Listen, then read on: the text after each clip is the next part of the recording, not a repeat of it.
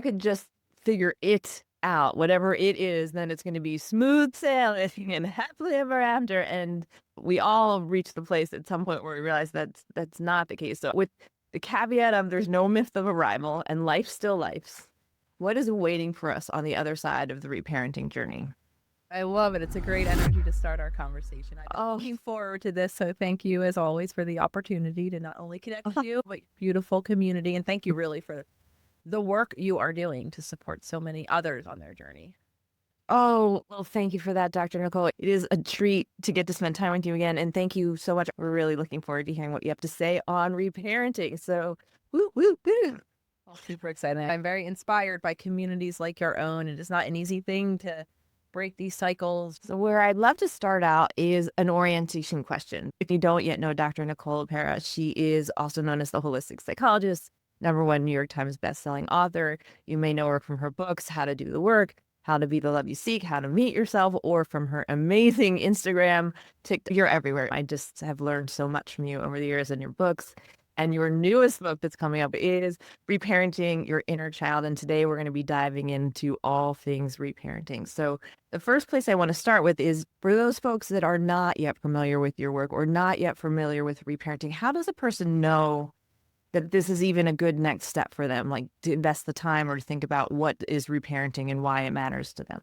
I really appreciate this question. So, if this is you, if you continue to find yourself repeating habits, patterns, cycles, this is for the many of us out there who we have so much insight, maybe so much awareness. We know what we want to change, yet we can't seem to create that change. No matter what we do, those patterns and those cycles continue to repeat. We often then find ourselves overtaken. I think that's a really great way to describe it, by reactions that end up feeling bigger, faster, immediate, intense. They have an all or nothing feeling about them. Oftentimes, again, these reactions are disproportionate, so to speak, than what the moment actually calls for.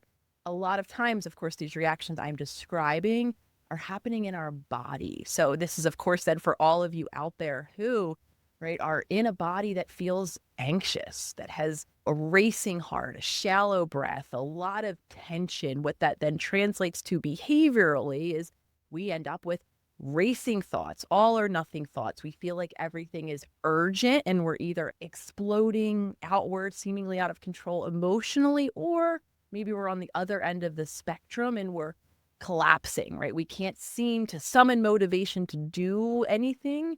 And then, of course, there is so many of us that what we do in these dysregulated states is we try to control. We control the world around us, right? We might be the overachiever who looks fine on the outside, but internally we feel exhausted, depleted, and disconnected.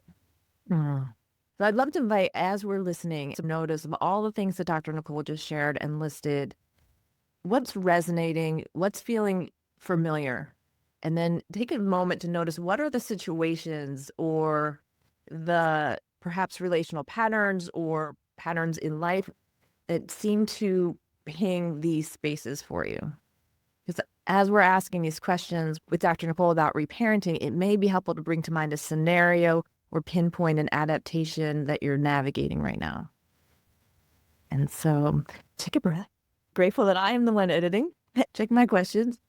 Now that we're oriented to what we can be looking for, I want to talk to what's waiting for us on the other side of this work, because if it was easy to do it, we would have already all done it. And something that you talk about, and we can learn from neuroscience, is for brains, familiar equals safe. So it's a big ask to go on this reparenting journey. And I would love to hear from you what's waiting on the other side. But I want to give a caveat first, which is so many of us, me included, when we step onto our healing journey, we have this, if I could just figure it out, whatever it is, then it's going to be smooth sailing and happily ever after. And we all reach the place at some point where we realize that's not the case. So with the caveat of there's no myth of arrival and life still lives, what is waiting for us on the other side of the reparenting journey? Well, I will tell you what is not waiting for us, Simona, is done, right? I like to call this the utopian search, right? For where is this place where I'm done, right? I'm done healing. I'm on the other side of it, right? Life, I think for a lot of us, we anticipate, expect, maybe hope, right? It becomes easeful, right? There's no stress, there's no upset. And so thank you for speaking to this myth of arrival, because I think the damage it causes us, not only is it unrealistic, there is no utopian place of done, of completion, but it really keeps a lot of us in a pattern of pushing, of striving, right? Of doing, instead of, I think, what a lot of us need to do, which is pausing, regrounding, nurturing. So to be clear, what becomes possible on the other side of a reparenting journey is not always being calm and regulated.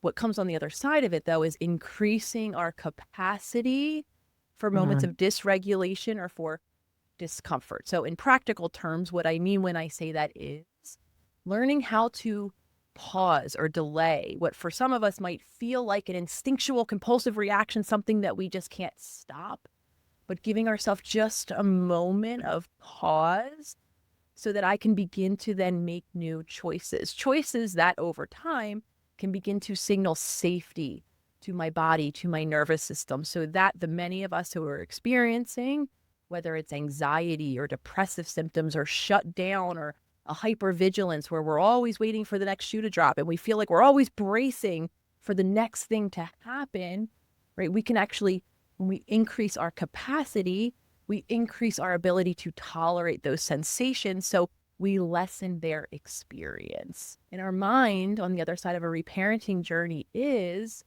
we begin to turn the volume down on the inner critical voice that so many of us have running through our minds, criticizing us, tearing us down all day long. Now, it's not to say that that voice vanishes entirely, because I could get into a bit later, this protective nature of these voices and these parts, these all are there for a reason. But what will happen over time is it'll lose its authority. We won't always believe what our inner critic is saying, right? And so that we can then learn to act from a place that's more in trust of ourselves, that's more secure, that's more grounded. So in terms of our system, then mind and body, we really begin to shift all of the energy that we use physiologically and in our mind throughout the day from survival-driven habits and patterns to ones that are grounded in safety and that allow for ultimately growth, evolution, and change. So I'm hearing a lot of things. And as you're taking this in and listening and taking notes, and I'd like to invite you to reflect back on what Dr. Nicole just said, because I'm not going to capture everything right here, but I'm hearing plugging energetic leaks or time leaks that can give us more vitality in our life. I'm hearing turning the volume down on unhelpful self-talk, and also hearing that there's not a myth that's going to be gone, but the volume comes down, the authority is down. And I'm also hearing for any one of us, which I think is probably every human that has those compulsion feelings of trying to protect ourselves in whatever way that is, whether, well, just so many of us have so many of our own variety. There's a variety of things we go to. So I won't list them all off. I'll invite us all to notice what our compulsions are in those moments and noticing that there's a breath between those feelings like we must and knowing that we don't have to, and we can allow those feelings to dissipate. And I do want to ask you a question about allowing those feelings to dissipate. So I'm going to write myself a little post-it so I don't forget to come back. But I want to go into another direction first. So next question, Dr. Nicole. So many of us in our community come to this work later in life. And so I think it's amazing. On TikTok, Instagram, there are some really fabulous and young people who are like getting it so much earlier. But for those of us that come to the journey later in life, there's all the benefits that you just shared. And there's cool things as we're on the journey and more awareness. But then there's also grief that we have to greet, and not just grief for what we didn't know or what we did know, but also for all the life that we lived.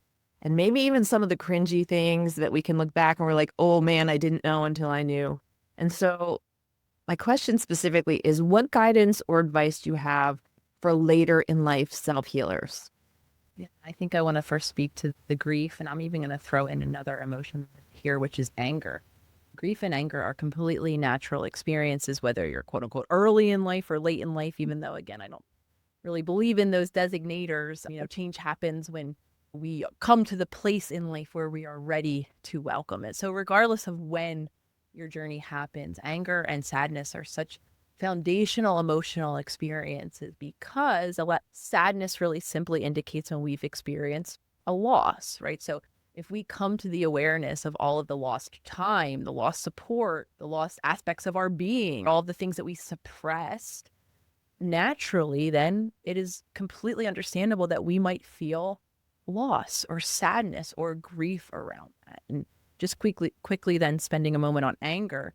Anger is a feeling evolutionarily driven, meaning we all instinctually feel anger when one of two things happen, when either our needs are going consistently unmet, and how many of us, again, what we wake up to, the reason why we come to the realization that we need to heal is because we see all of the ways that either from our parents or through habits that we're repeating, our needs are still going unmet. And so naturally, then we will feel angry. We also very naturally feel anger in moments where our boundaries are crossed. And again, a lot of us have learned or have not learned, I should say, anything about what boundaries are. So anger and grief are very natural, of course, right? Depending on when we come to the healing journey. And I will be the first to speak. When I was early, so to speak, in life, around my 30s, when I came to the awareness of how much I couldn't recall about my past. And the reason I couldn't recall so much was because of emotional neglect I suffered in childhood, which created a habit of dissociation or simply disconnecting from life. So the translatable then symptom a lot of us experience, and I know a lot of listeners resonate with this when I share it, is we don't recall our past. It's as if, whether it was last week or decades ago, if someone were to retell a story of a fun event, even that I was in attendance of, I wouldn't be able to recall that memory. So I will share my personal experience of how much grief I, even in moments, continue to experience when I look at 3 decades of life that I don't have, right, the quote unquote memory to relive it. So grief, anger, sadness, all very natural part of a healing journey. The goal then is, getting practically speaking, we want to make space, make room, allow those emotions. Don't, make ourselves wrong or invalidate the reality of that loss or that anger that we are experiencing. And something else I want to offer here that I referenced a bit earlier is all of these, whether it's symptoms or the dysfunctional habits, the cycles that we repeat, some of us seeing them repeated across generations, more often than not, if not always, those patterns are protective, right? So no matter, again, at what age, when we come to the awareness that, wow, we're repeating patterns that aren't serving us, instead of invalidating or shaming those ourselves for, having those habits, what we really want to do is honor the fact that we needed to act or react in those ways because we had no other choices available to us. Simply speaking, our nervous system did what it needed to do to survive. So on that then note, right, we then want to understand whether we're healing early or later in life. Like I said earlier, healing doesn't just happen by insight alone, by awareness alone. If you're like me, you might not even regain access to the memories of what happened. So another thing I want to offer here is we don't necessarily need to know what happened. We can start right here, right now, with the habits and patterns that are often driven from safety, behavioral adaptations that are at one time the only thing that I could do in these moments. And what we want to begin to do then is, starting from our body, developing new habits that allow ourselves to be more calm, more grounded, that allow us to increase that capacity, right, that I spoke about earlier, not avoiding stress or discomfort, but learning how to cope with it. And the final thing I want to end on is what aging gives us, something that I have feared for a very long time, because to me, right, getting older just meant closer to getting to death, this thing that I feared for as long as I can remember because of all the health anxiety in my family. What I'm coming to be aware of is age grants us wisdom. It grants us lived experience. So I'm speaking to all of you out there who worry that it's too late, right? The ability and the opportunity to wake up and live more consciously with all of this beautiful wisdom that we've gained, hopefully now from a more empowered space of being able to create change by creating safety and security in our nervous system, is, I think, one of the greatest gifts of growing, maturing, aging, whatever it is that we want to call. That is really beautiful. I want to speak to a number of things that you said. The first place I want to speak to, let's see, there's a couple of things. There's the places where I want to piggyback on, and then there's this spot where I want to name something, which is you were talking about not remembering childhood, and that is so common.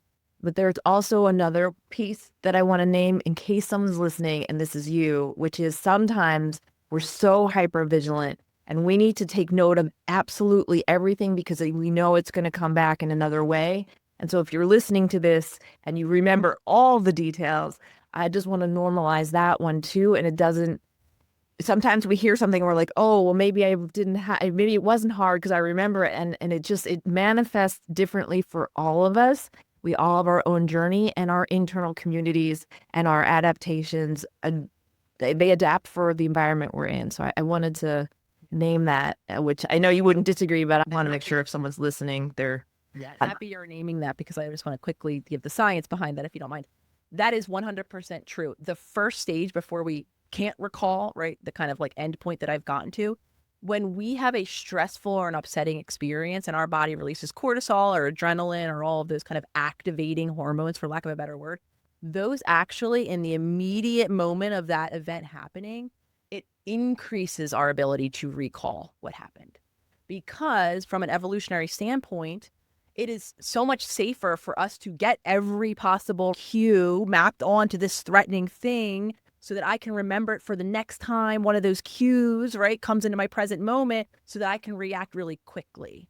So what you're saying is very wise. It's grounded in science, that the first step is actually we do become right? We become hyper aware of what's happening to encode the fact that what's happening is stressful or upsetting, so that, again, our system can remember it more quickly the future time that this happens again. So you're beautifully describing the natural process, which is actually, we more likely to remember something, but then over time, with that adrenaline and that cortisol continuing to course through my bloodstream without it being metabolized as our body will want to do, then we start to get into that area of inability to recall, because then there's too much of those hormones, and then they start to impact a particular part of our brain called the hippocampus. To be clear, though, we are remembering regardless of if we can recall it, because that's what we're having a conversation about, which is the memory living in my body, right? The body that's driving me instinctually into these actions, or where I feel so overwhelmed in my body, I can't stop the reaction. So to be clear, whatever side of the camp you're on, I don't remember a thing, or I remember every detail of the thing, your body is remembering it regardless of the end of the spectrum that you're sitting on. Thank you for that science behind it. And so I'd like to invite us all to just take a breath, and then I'm going to ask Dr. Nicole. Before I go into my next question, I want to talk about some of the things you just spoke to, but grounding myself in a breath. One of the things you just mentioned was making space and room for all of the emotions. In what I was hearing you say when you said that, though you didn't use this word, and I want to just check in, which is the word accompaniment. And simply not fixing or changing those emotions, but being with them. And so often, the first time we hear something like being with our emotions, it doesn't feel like enough. It doesn't feel like an activity. It doesn't feel like it's going to do anything. And I wonder if you can speak a little bit more to that. There's one of two things that I think naturally come up, which is what you're speaking to. What do you mean just be with them? In addition to the fact that a lot of the emotions that we're talking about, right, have an agitated energy. So very naturally, our body feels instinctually driven to do something, to move, to release it. I also think, again, there's this other kind of thing that could instinctually happen. Well, one of two things, which is emotions. What emotions? Right? If you're like me, so disconnected from our bodies for so long, right? Even being offered that emotions live as sensations in your body, meaning they map onto things we can feel happening. I think that there's a whole population out there who doesn't even know what is being talked about, because little to no time is spent in the physical body, right? We're in our head, we're analyzing, or maybe we're always worried about other people. And so we're not even paying attention to ourselves. And then, of course, there's the camp that even being offered the suggestion to be with emotions that are very clear of what's going on in their body, and what is going on in their body feels very overwhelming and is not anywhere that we want to spend any time being present or accompanying, right? Being connected with. So then there's, I think, that camp. So regardless of what camp you're in, what is important is two steps always of change. The first step is simply becoming aware of the pattern, right? What is the habit that you have, right? My habit is to be disconnected from my body, to spend little time there. My habit is to not have the resources to calm or soothe overwhelming emotions, or the habit is to feel like I need to want to do more, because all of those habits were things that we've learned to do to manage emotions. They were things that were modeled to us. They were dynamics that were, a part of our earliest relationships, simply speaking, right?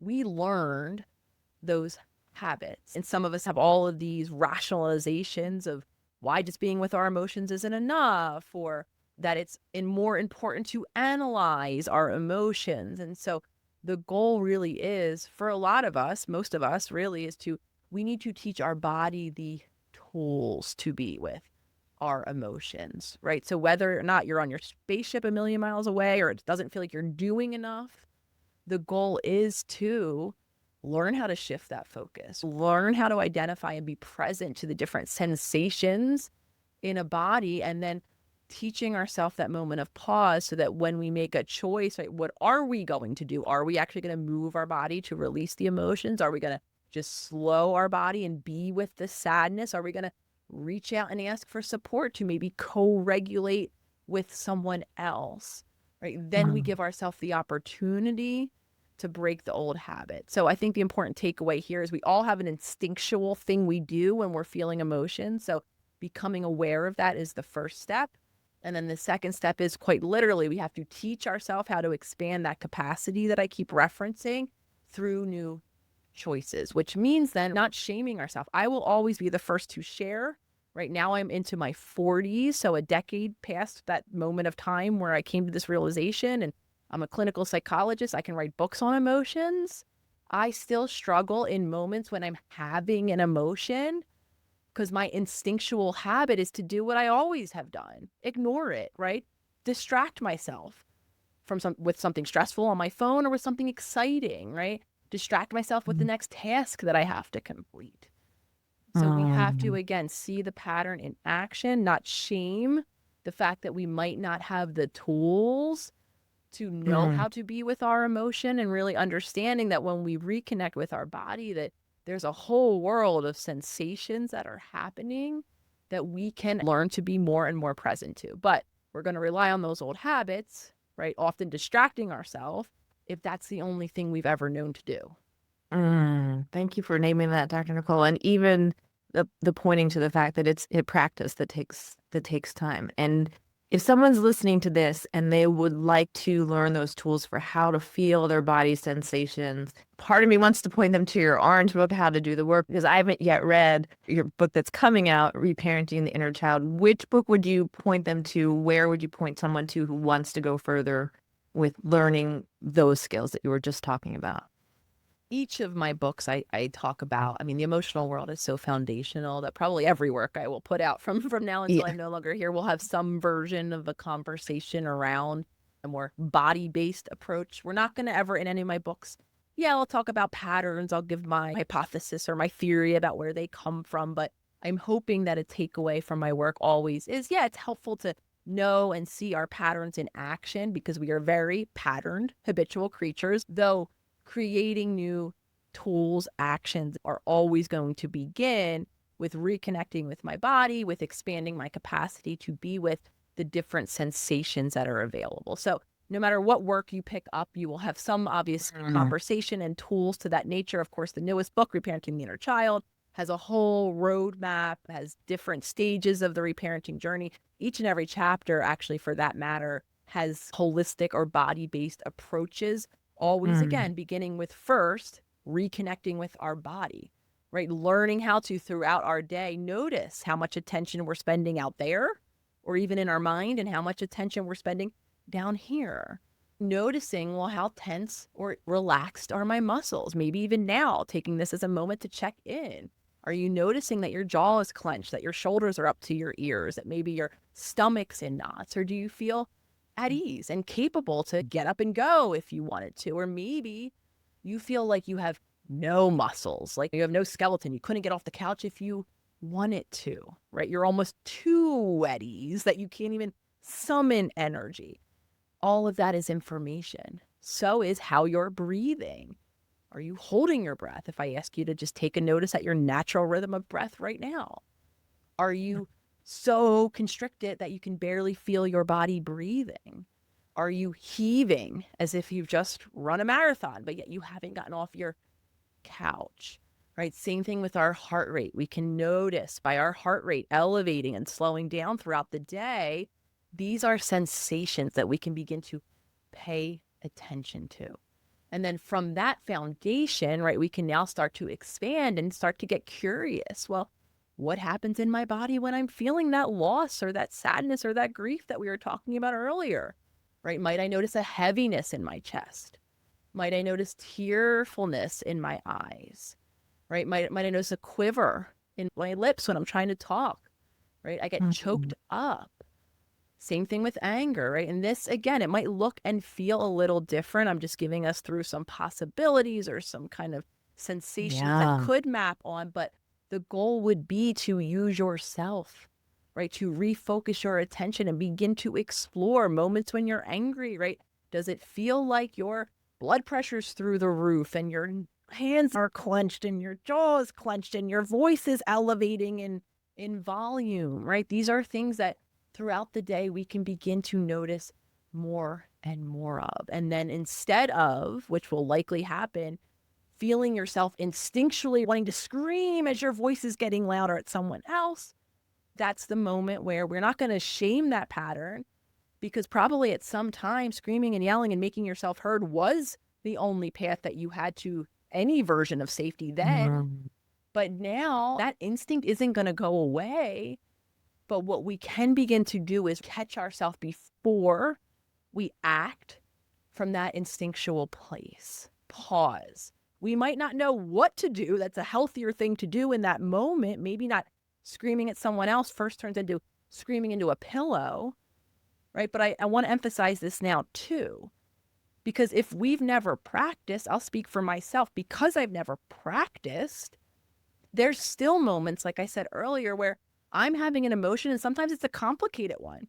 It doesn't fit neatly into sad or angry, right? I don't know what I'm feeling. I'm feeling 5 different things at once.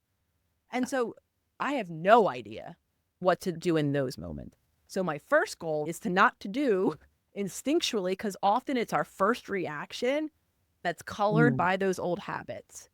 When we can just give our body a moment, our body, again, repeating, our body a moment to pause, to slow our breath, to maybe slow our movements, to maybe turn our voice down a little bit in volume, to maybe take a walk where I'm not just repeating the thing that's upsetting to me, I'm focusing on the sky, the grass. Then over time, I can get curious and say, I don't know what to do with how I feel. Let me see if this works. Let me see if that works. Let me see what works for me. So whatever book or actually free accessible content you pick up, that would be the conversation. Tune into what do you normally do when you're having an emotional reaction, because we all have those learned habits. A lot of times they're dysfunctional and they're hurting ourselves or our loved ones. The first then goal is to observe ourselves in real time, pausing the reactions, getting curious, and then creating some new healthier aligned tools to navigate those difficult emotional moments. And I love what you're speaking to. There's so much that you named. So I'd like to invite everybody to take a moment to just jot down the notes that feel most important to you to capture in all that Dr. Nicole just shared in terms of putting these tools into action. And then through the filter of my ears and what I get excited about and what our community likes to talk about is our inner community. And so I'm just hearing you talking so compassionately about, if we think about those sensations or circuits and systems, if we personify them, the compassion I hear you talking to those, like, oh, sweet little one, you want to yell, I totally get it.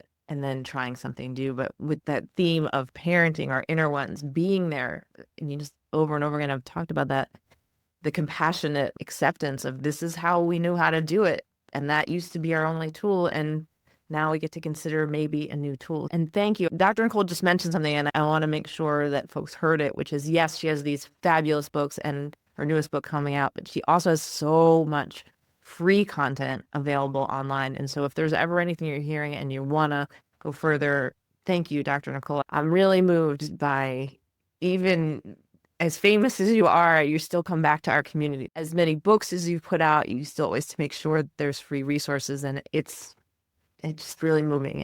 And I thank you for that. So thank you for being you. I think when we have models of what's awesome in the world, it helps our inner communities model the ways we want to be. So I'm going to grab a tissue.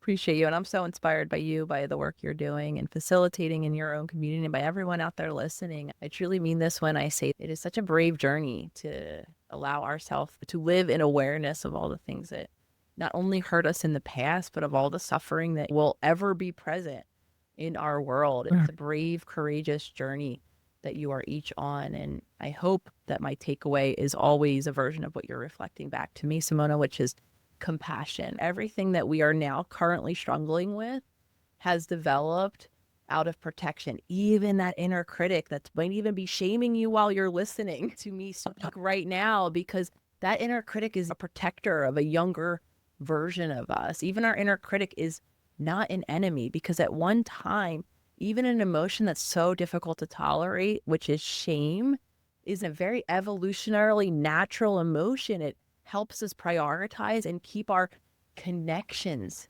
intact. So this inner critic and all of these crazy habits where we're either, pursuing endlessly someone to make sure that we're loved, or we feel so unsafe in any version of connection that we're running away from love and support that's ever available, and we're criticizing ourselves, wondering why we're broken or unworthy internally. All of that developed because at one time, shame and all of these protective habits wrapped around shame were what helped preserve our connections. And in childhood, our connections are quite literally our lifeline. So when you are sharing, Simona, the wisdom and you saying, being present to, validating, not shaming this inner family, that is for many of us where healing begins, because we have to validate, sometimes for the first of us in a lifetime, ourselves, broken inner parts of us, and all of these crazy maladaptive habits that we've created. We have to see them as what they were, our best attempt at survival when our resources were limited. We have to validate these patterns before we can change them. These moments which seem so small, of noticing patterns, of pausing, of not shaming ourselves, and instead maybe offering a word of validation. I see you. I know why this is here, right? This is all you had to do at one time.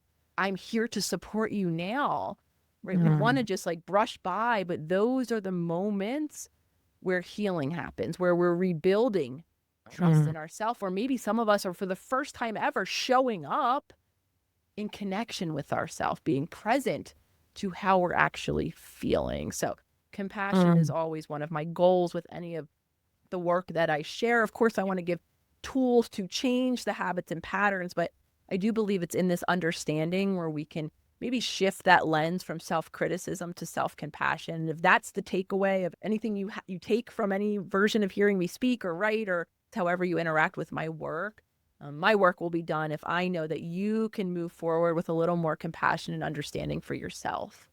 I'm about to ask you my second to last question, but I want to let you know what's coming after that is you talked about allowing ourselves to feel the discomfort for just a little bit longer. And so my last question will be asking you how we can do that if we don't already know. But my second to last question is this. Back to what we were talking about earlier in terms of a later in life, or depends on when we arrive to our journey. There are some folks in our community that are parents of older teens or young adults or even full adults, and they're coming to this work later in life. So for listeners that are reparenting themselves while realizing that they already leaked some of their material onto their kids, there's a couple things that can come forward, worrying about, is it too late to repair? Is it too late to course correct? Is there anything I can do? And you've worked with tens of thousands of people in your self-healer circle, and so you have a lot of real world experience. One thing I want to say, also, I love to caveat my questions, is that we can't do anything. We can't change another person. And so I want to be able to offer, I want to ask you what a person can do as they are parenting, as they reparent, but I also want to balance it with the complexity of how tender this question can be. Yeah, the first thing I want to say to anyone in any caregiving role, young children included, is I want to celebrate you. You are quite literally doing two jobs at once. I mean, the enormity of the job that is to parent or to show up, right, for a dependent, developing creature that is an infant is so huge. And chances are you are showing up to parent in circumstances where more than likely in your own childhood, you might not have been parented to the degree that you need it. You might not have had the attuned caregiver to meet your physical and emotional needs. So saying that to then say children, any of our relationships, though children especially, will activate the suppressed parts of you that are below your conscious awareness, parts of you that you haven't even met yourselves, right? And so these moments of being triggered, of being activated, right, by our children, they're normal, natural human moments. We're going to be activated by anyone else that we're interacting with, and that includes our children, right? That is a relationship just like any other relationship, and it actually is a relationship that you are solely responsible for all of the needs in that dyad. So when I say the task is enormous, I am so wholeheartedly meaning that. So being triggered, being activated at any part of the parenting journey is to be expected, especially when you yourself weren't parented or didn't get the support you need. And this makes me think back to when I was in private practice and I did individual work with clients, and I had many clients that were in very early stages of whether it was pregnancy or just having had a newborn, care of an infant. And they would come in and with so much shame, they would very bravely, these parents often report to me these moments of reactivity, of being angry, of reacting in a way with their child, or just being tired and not wanting to show up at all times. And they would relay these very normal moments with such shame. And so the thing I want to speak to here is, if you're a parent or again in care of any individual or any, within any relationship, it is so normal to feel angry, even resentful of having to show up to care for another individual, even your own child, especially if in your own childhood or even currently now in today, real time, your physical, emotional needs aren't being met. Because it activates that young part of you that's like, well, I need to now show up and care of you. And who's taking care of me? No one ever took care of me.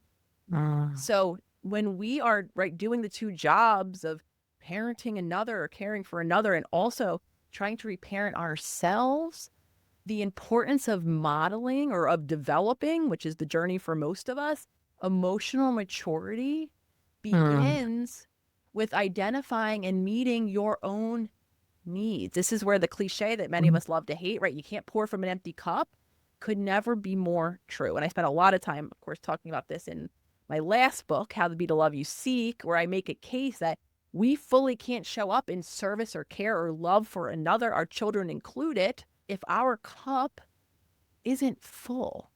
So the final thing I want to say to anyone parenting anyone is modeling. Children are going to be much more impacted, not by saying the right things, not by reading the right books, wink, wink, and delivering the right lines, but by showing up, right, in a calm, grounded state, which means by navigating moments of disagreement, of conflict, of dysregulation, because all of that is completely normal in relationships. So, right, as we're coming to awareness, we're reparenting ourselves. We have children. Maybe our children, depending on what age they are, they're pointing out things. Maybe they're sharing how they've experienced us and we're hearing things that are very uncomfortable. The work in those moments is to make space for how I felt, right? Maybe allowing myself the grace that as the parent, I didn't have the tools. I don't have to shame myself. Hopefully, as we've been talking about throughout this conversation, with this awareness, we can feel a little less shameful in those moments where as a parent, say we're overreacting, we're screaming and yelling and saying things we don't mean to or want to say to our children. Or maybe you're like my mom, you're disconnected. You want to be more connected to your child, but you just can't seem to create those bonds. So we're not going to shame that habit or pattern. We're going to say, okay, chances are those habits develop because in my own childhood, I didn't have the resources, the ability. No one modeled for me or taught my body how to be calm, how to be present, how to deal with difficult emotions, how to navigate conflict. So now what I can do, so to answer the question I heard wrapped in there, there is never too late. We now know, verified by science, our bodies, our brain can change through neuroplasticity. We can fire and wire some new neurons together at any time, which means no matter how old, you very courageously inspire yourself to create new actions or change As a parent, the impact is going to be so great because what your child will see you do is changing. They will experience you different over time. Yeah, there might be space needing to be made for the discomfort for you to hear maybe how your child experienced you in those moments where you couldn't show up as the parent that you know you can or want to be. But in those moments of repair, because that's what repair is, coming back together, allowing someone else to share your experience, even when it's uncomfortable. And I will be the first to say, I don't have children, so I can't imagine. But when someone that I love very deeply, like my partner, shares with me a moment where they were maybe disappointed in my reaction, it is so incredibly difficult for me to tolerate hearing that. Because naturally, I don't want to disappoint someone I love. I want to always show up in support of that. But that is what it takes. The capacity that we're talking about can be modeled even in those moments. Hearing something difficult. Maybe your child is sharing with you a memory that it was a little different from you, and it could have been. Because no two individuals will have the exact same perspective on an experience, but it doesn't mean because it wasn't remembered or experienced that way for you that you have to invalidate maybe how your child experienced you. And in doing all of this, like I said earlier, doing the two jobs, what you are modeling is new patterns of action. You're modeling conflict resolution and difficult conversations and increased capacity where there was once none of that. And that change is what then carries on for decades. Wow. Wow, wow, wow. Dr. Nicole just said a lot of things, and I want to pull up some of them. The first thing I want to make sure everyone got to hear is that neuroplasticity is on our sides and on our children's sides. And so that was such a big deal. And so there were a lot of things, and if, as you're listening, there might be some tender pieces. That idea of having to hold space as an older child is offering feedback that feels really that our defenses are showing up, that's very uncomfortable. And so I want to make sure that if in that discomfort, we all heard that neuroplasticity is on our sides and on our children's sides. And some of the other things I heard Dr. Nicole speak to were the idea of, and so many of us were conditioned that the idea of self-anything is selfish, when she was just talking about resourcing ourselves so that we can learn these new skills, so that we can show up and modeling. And so there was a lot of really powerful pieces of wisdom in what Dr. Nicole just shared, but it's so natural for our brains when we're feeling all the mixed feelings, especially on a topic that's as tender as this one. It's natural for us not to be able to hear everything the other person just said. So I want to pull forward one last time. We get to model new things. We get to hold new spaces. We get to learn new skills. And speaking of learning new skills, as we begin to end our time together, Dr. Nicole, this question will be for everybody listening. So the book, it offers science, it offers frameworks for reparenting. Is there one actionable reparenting practice that people can begin with today that can move the needle on that, allowing space for discomfort just a little bit longer?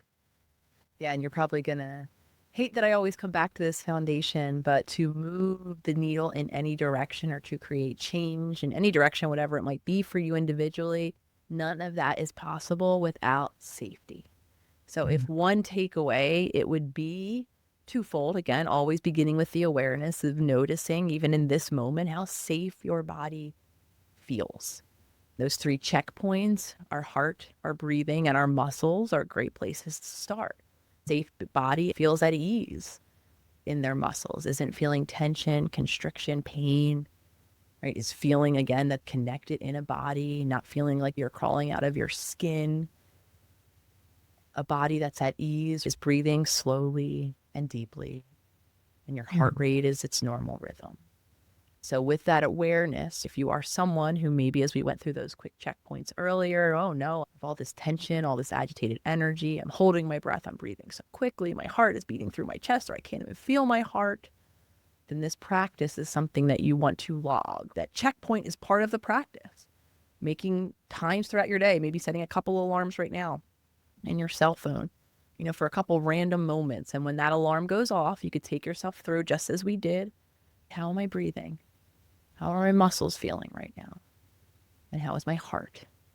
And if and when, as many of us will, test positive for stress in those moments, with tension, with constriction, And then we can begin to build that safety, which is foundational. Not being present won't allow us to even be present to the discomfort, to learn healthier ways to navigate that.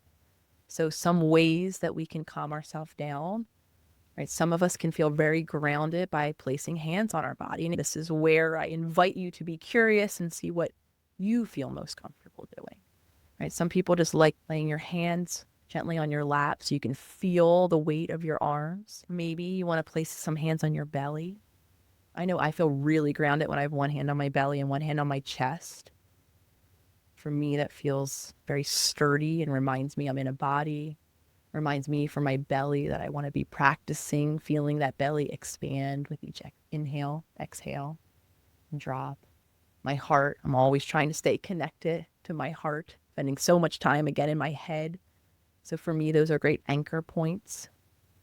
Even just placing our feet, on the floor beneath us, maybe standing up a little taller so that you can really feel the weight of your body pressing in your heels on the ground. Or if you're laying, you can notice, or sitting, any point of contact. If your legs, your lower back are being supported as mine are by a comfortable couch right now, I can turn my attention to those anchor points. Maybe if you're laying, you can feel all of your weight really spread out and the bed or the ground beneath you supporting you. We can begin to slow our breath if we're someone who's noticing our breath moving very quickly, right? Sometimes just elongating or making that exhale a little longer than your inhale. If we like to count, sometimes that's helpful. Breathing into a count of 3, breathing out to maybe a count of 4 or 5. Again, not to the point of discomfort, but anytime we can lengthen that exhalation, that's going to send a signal of safety to our body.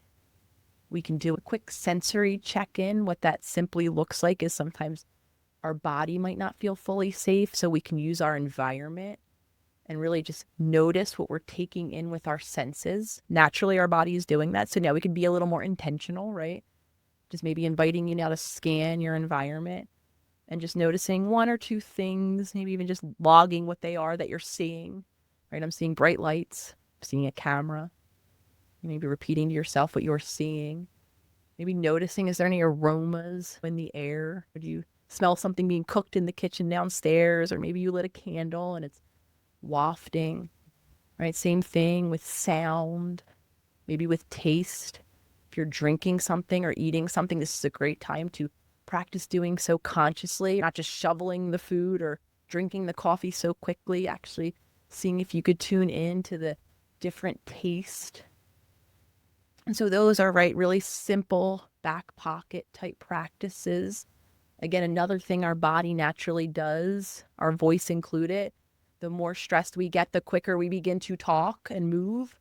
So even a quick shift towards safety could be, if you notice you're frenetically running around your house and sweeping so quickly, slowing down your physical movements.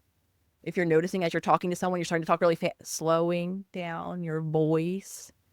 All of these are small shifts that happen when first we tune in to notice, oh, I'm moving really quickly, I'm talking really fast, I have all this muscle tension. I can release, I can slow, I can ground, I can notice, I can elongate. All of these things they are not magic wands. I want to continue to repeat that. The goal is consistent practice, consistently noticing as your body is becoming more stressed, dysregulated, upset, whatever the emotion is.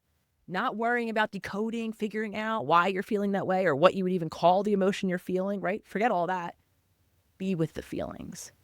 In time, teach yourself practice shifting them through those small little choices by slowing, releasing, lengthening, grounding, paying attention, attending. The more consistently you build that foundation of safety, right? You're wondering, why am I talking about safety when you want to know how to deal with uncomfortable emotions? That's how we get there. So now I can start to be present to all of the different sensations and, right, this grief anger ball or whatever it is I'm feeling. And now I can not be impulsive and reactive. I can start to more consciously and intentionally find healthier outlets for whatever it is that I'm feeling. Thank you, Dr. Nicole. And I'd like to invite you right now to notice, scan your body, and notice how you are feeling in this moment. And notice what of all the things that Dr. Nicole just spoke to could be a practice that you might want to consider offering yourself, from yourself to yourself tomorrow, the next day. Maybe set an alarm to try that maybe 3 times a day for the next 3 days and see how that feels. And oh my gosh, Dr. Nicole, it is such a treat and an honor to spend this time with you. You can find Dr. Nicole on social media everywhere at The Holistic Psychologist. Her new book, Reparenting the Inner Child, is going to be available everywhere books are sold. And I love you had all your how-to books and they all had a similar look. And now you have this whole new, it's very fun. It's very, very fun. And for me, born and raised in the 70s, it just has a full-on reparenting vibe to my roller skating 70s self. So I'm just loving it. It's translating and you're getting it. We did want to have a different look. I think about this as different from that series, and that was definitely the look. Kind of retro, iconic. I'm hoping that this book really does live on as an owner's manual, really, for how we developed, why we've become who we've become, and of course, how we can create change, which is what I'm always looking to empower readers, listeners, humans, really, to do. Yes. Well, I'm looking forward to diving with the science, with the frameworks, with the tips, and with that signature Dr. Nicole compassion. And so, Dr. Nicole, thank you again for joining us. And it was personally a treat to spend this time. Oh, I look for every opportunity to collaborate with you and your beautiful community. So thank you again, Simona. Thanks, Dr. Nicole. Oh my gosh, thank you. This was a treat. Thank you so much. I appreciate you, and I hope you have a beautiful weekend. Bye.